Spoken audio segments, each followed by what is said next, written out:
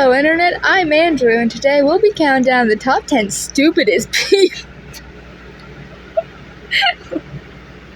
Today we'll be analyzing the newest episode of Metal Family, and more specifically Glam's seemingly toxic behavior and why he is acting like this. This video will focus more on just Glam than Chess's main adventure and journey, but if this video gets popular, I might do a full analysis on Chess's side of the story and all the symbolism I've been able to find within that. Also warn, this video will cover the new episode with heavy detail and spoilers, so if you haven't watched the new episode and want to go do that, I highly recommend it. This analysis will also be pretty out of context.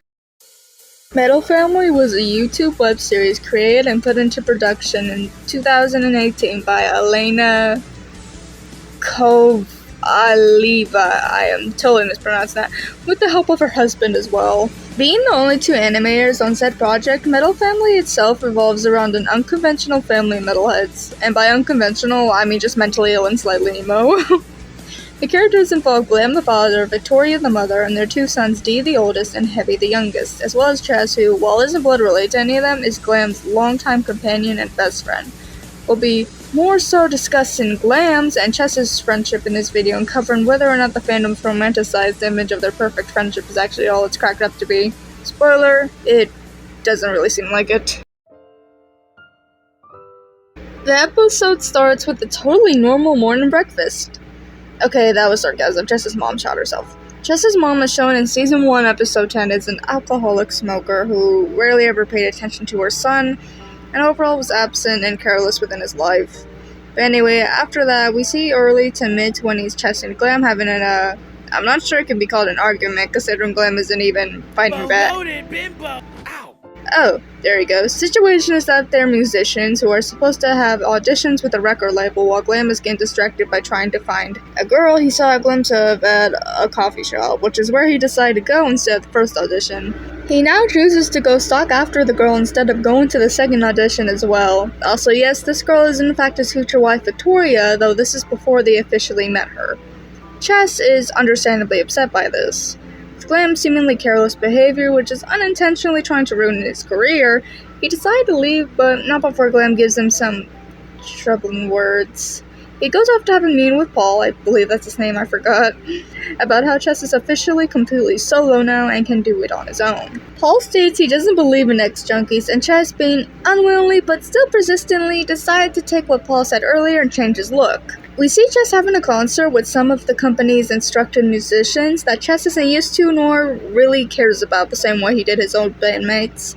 After the show, he sits in the bar with a tray of powdered Dr. Peppy, thinking to himself. Sitting along until some chick walks in who just kinda listens to him ramble about his poker metaphors of venting in order to get a chance to screw him. She asks if she can try some, but Chess just simply says, "Over my dead body."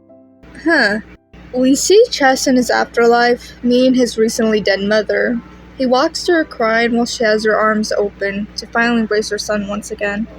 And all I can say is this scene is really fucking heart-wrenching. The way the clouds are drawn, the way the beat of the drums makes heaven flash with passion and emotion. It's truly a beautiful scene, and even though I haven't been through anything Chess has regarding his mother, I can see how this could really hit home to those who have had a loved one pass. And I just feel utmost respect for those people. Chess decides he can't die just yet and revives himself. Despite his mother's wishes for him to stay, we see him weak and brittle in a hospital bed, and the episode ends there. Now, I can make a whole damn segment about Chess and everything he goes through within this episode, but I actually want to talk about Glam. You see, Glam is one of, if not one of the most loved characters in the fandom. He's seen as a perfect golden boy by most, with his likable smile, fancy hair, and restless nights of wondering if he was ever good enough to begin with. That's relatable, right?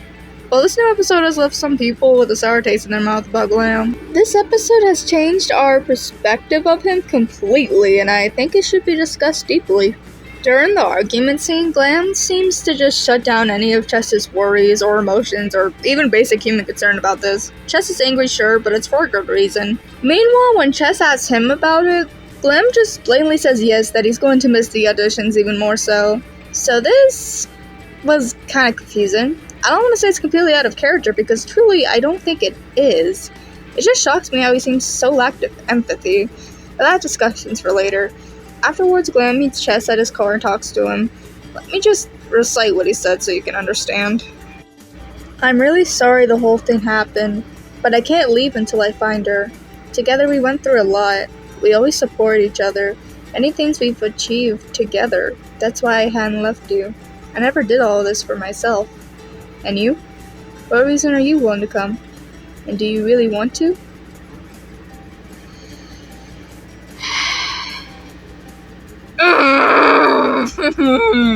Okay, so if you're autistic like me and at first don't see an issue with this, to put it simply, Glam is someone manipulating Chess to try and stay, or at the very least not be angry with him. AKA to make him do what he wants. He says he's sorry, but very clearly is lacking any understanding of sympathy or empathy for Chess. He then follows that up by saying they've been through so much together and that he owes him this. And his mindset, especially since he stayed with Chess while he was dealing with his crippling substance addiction. Yes, you heard that right. Glam thinks he should be owed Chess his whole career, emotional clarity and stability within their own friendship because he met a girl. Nay, saw a glimpse of a pretty woman who dropped her keys. He thinks staying with someone and helping them through their addiction is equal to one to go on a date with a girl he found outside a coffee shop. Huh? Whether he realizes it or not, that's exactly what he's doing, and it's not good. As a collective, we've seen in past seasons and episodes that Glam does have long-lasting effects and brain alterations from his trauma. Makes sense, of course, after all the brutal abuse his father put him in. It only makes sense. But the fact Glam shows not only lack of care for Chess's emotions and well-being, he outright doesn't care about his career, which they've both known and dream of being musicians since they were young and first met. Chess practically saved Glam's life and even his sanity. And this is the kind of things he gets in return. This is an offense to the writers, of course. It's very intentional and has even been foreshadowed by the guitar episode and escape room episode. And even has a hint of being subliminally placed. Heck, it's like the he's not what he seems situation all over again. Not to mention Glam, with absolutely no guilt or remorse, hits Chess because he called Victoria a loaded bimbo. Or in the original Russian version, a cunt with tits. Which I honestly like better, not gonna lie. But like, dude, that's your best friend. You've known him your whole life. He's probably the reason your father didn't get the chance to freaking end you. And you've known this girl for what, 5 seconds? It's a Little Mermaid situation all over again. I forbid you to go to the surface, Sebastian. You can't make me stay, father. My name is Glam, you know very best.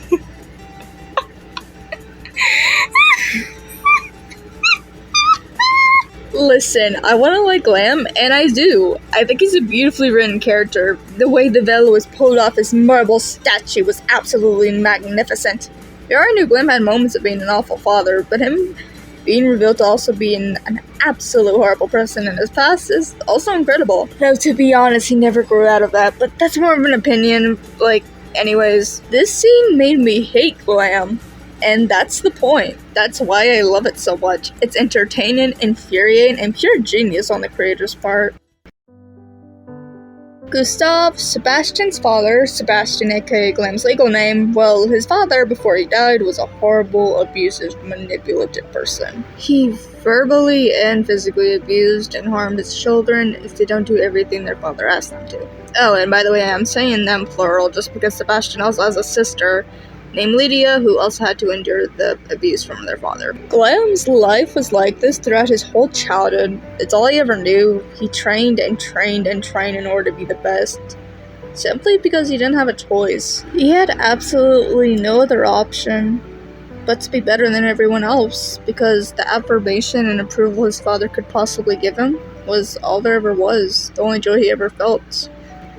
Until Chess came along. They met at a music conservatory for auditions towards a music academy and educational opportunity. Sebastian slowly fell for Chess's way of life and open love for the world.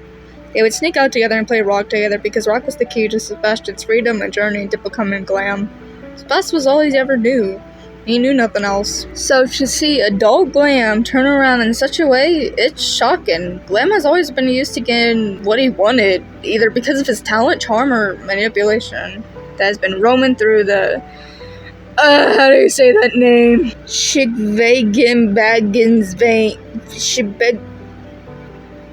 These motherfuckers' veins for decades. From Gustav to Sebastian to D. Glam does this because it's what he's been taught to do. He's been taught to use his seemingly kind and ego-boosting words to manipulate a person's perception. in order to twist their reality and therefore benefit him in some way, shape, or form.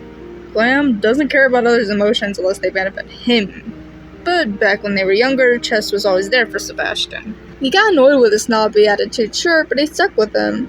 Through Gustave's ruthlessness and Sebastian's own self-harm, putting his wrist under the water. Ouch. It truly shows just how much Chess should mean to him, but he doesn't. He's not grateful. He's not exactly sure whether this is something he should care about or not. Or maybe he doesn't. After all, the trauma this man has endured has completely altered his view on other people and reality. Going so much as to call D, his own son, a disgrace. I'm probably overreacting, but honestly, with everything we've seen from Glen's episode, it's clear therapy and pills don't hide being a bad person. Chess is an insecure, unhygienic loser, but he has a heart of gold and seems to genuinely care about other people. In the bar scene, we can see he's in the VIP section and a woman named Isa is there, which I was gonna say was some random who snuck in, but considering no one but performers are allowed to VIP sections, it helped me realize that with that fact. And also her wearing an animal print pair of shorts that don't match her shirt, that she was probably a zipper. She was a zipper. Zipper. Damn, look at those chains.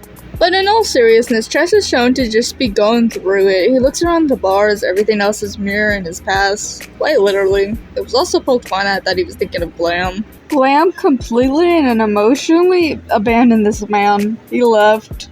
Chess might have left physically, but Glam left him within his heart. It's pretty clear Chess has some attachment issues and insecurities from the way he's aware Glam doesn't show any care towards him anymore, but still misses him. Which, again, makes sense. Best friends they were up until that point. Chess is so used to being in the spotlight, both figuratively and literally. Everyone loves Chess, he thrives in his bad boy rockstar persona. But it's pretty clear to me that's not who he really is. He enjoys it, definitely, but as I've seen others mention, it's likely a way to cope and to make his mother proud. He did it when he was young one to get his mother's attention, but his mother is gone now. In said bar scene, Chess uses poker metaphors to show his anguish, which is also a reference and callback to the poker episode in Season 1. He specifically says call and win or fold and keep playing. I could be wrong, but with the context clues given, I think it's safe to say that by that he means call Glam and go back to where he resided, or fold. Give in and continue with his dangerous rock star life. Or perhaps by calling, he is referring to calling his mother? He should have done that, but he didn't.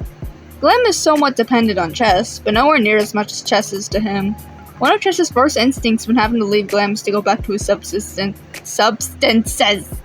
to get high and hurt himself even more so. Chess cares about Glam so much more than he's letting on. And it clearly hurts him that Glam doesn't care about him as much as he does of him, or as much as he'd like. People online have been speculating on how this whole situation turned out. Remember, these are backstory episodes we are discussing. Some say they met back up at Glam and Victoria's wedding, or maybe considering the time frame, they were at the same hospital. Considering the music video lines up with the timing of the episode pretty perfectly, I honestly have no idea when or how they could have made up, if they even did. As someone who had these issues and still hasn't talked to that old friend, things like this typically take time. Of course she left me for bigger reasons than a girl, but still. My guess realistically is that it took them a few years before they can meet up again and reconnect. Which, of course, we know it happens at some point, with the present day also being shown in the show. What we've seen from their relationship is that their dynamic is highly unbalanced and is a one-way street. Chess putting all the work in and Glam just nodding and being in his own world. It's actually a really toxic relationship. That while it did get worked on by them, it seems, it wasn't that way originally. They have different ambitions with different levels of severity. Chess feels like he needs to be famous and successful in order to be cherished and seen as a star. What does Glam want? To go find some lady he barely knows. Glam also expects too much and somehow too little of Chess at the same time. Being disappointed when he left and by his choice not to support him, but at the same time being hypocritical as fuck by completely disregarding Chess not even 12 seconds later because he's too blind by his attraction to Victoria. Like, what? It just creates such a toxic and overlapping wave of issues that's just so tiring to even watch, let alone even having to actually go through it. It just seems like he doesn't care because it doesn't revolve around him. One thing everyone used to love about these two was the fact they were polar opposites.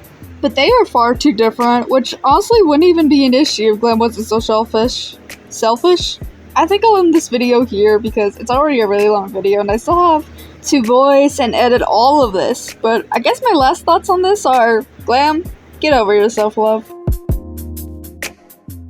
Hey guys, thank you so much for watching this video, especially if you've somehow made it to the very end. I'm so grateful for all my subscribers and viewers. I know this is different from my usual content, but it's so great to have so many people supporting me. I will try to analyze future episodes of this show as well, but until the next episode is out, I don't think we'll get any episodes for quite a while. I have been wanting to do the last episode with Heavy's birthday, but I'll have to wait for another day. Thank you so much to everyone for watching, and I'll see you all next time. Bye!